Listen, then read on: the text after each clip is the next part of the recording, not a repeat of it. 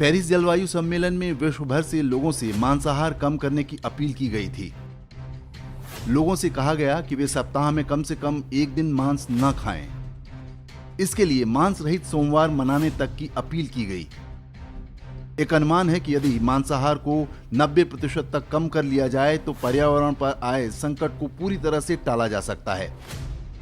धरती के औसत तापमान में हुई बढ़ोतरी को वापस सामान्य स्तर पर ले जाया जा सकता है। यूरोप के देश मांसाहार से होने वाले नुकसानों को समझ रहे हैं और खान पान में मांसाहार को कम करने के उपाय ढूंढ रहे हैं। चीन ने तो सबसे आगे बढ़कर अपने नागरिकों को सलाह दी है कि वो अपना मांसाहार आधा करें। चीन में प्रति व्यक्ति औसत वार्षिक मांस खपत 63 किलोग्राम से घटाकर लगभग 30 किलोग्राम पर लाने का प्रयास कुछ वर्षों से चल रहा है। वहां पर सरकारी नीतियां इस तरह से बनाई जा रही हैं कि लोग मांसाहार के बजाय खाने के दूसरे विकल्पों को भी आजमाएं। चीन में वामपंथी सरकार है, इसलिए वो ऐसा कर सकती है। लेकिन भारत की सरकार ने अगर ऐसा सोच भी लिया तो हाहाकार मच जाएगा। इसे फूड हैबिट पर हमला बताया जाएगा। कहा जाएगा कि सरकार कौन होती है कि वह तय करे कि हम क्या खाएं क्या नहीं खाएं। कुछ लोग बताएंगे कि उनके लिए प्रोटीन का एकमात्र माध्यम गाय का मांस खाना है। मानो गाय का मांस खाने को नहीं मिला तो वो भूखों मर जाएंगे।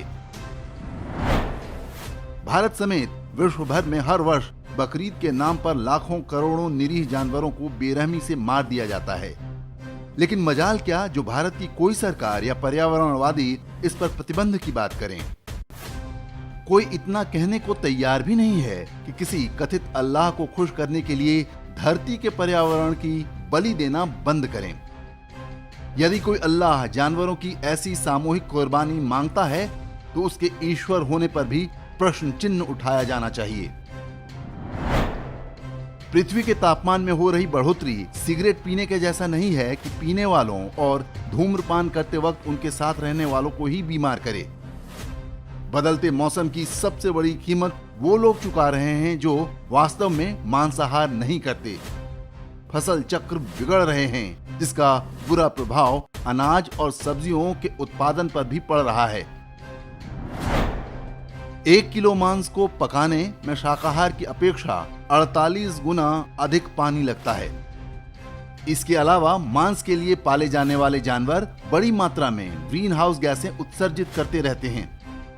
उनके द्वारा छोड़ी जाने वाली कार्बन डाइऑक्साइड और मीथेन गैसें कुल वैश्विक उत्सर्जन का लगभग 15% है। यह दुनिया भर में वाहनों से होने वाले प्रदूषण से भी अधिक है। यदि आने वाली पीढ़ियों के लिए हमें धरती को बचाना है तो मांसाहार पर नियंत्रण के बारे में गंभीरता से सोचना होगा। इसके लिए प्रदूषण के नाम पर सिर्फ एक दिन दिवाली पर प्रतिबंध लगाने वाली हमारी अदालतों और सरकारों की आंखें खोलना भी आवश्यक है।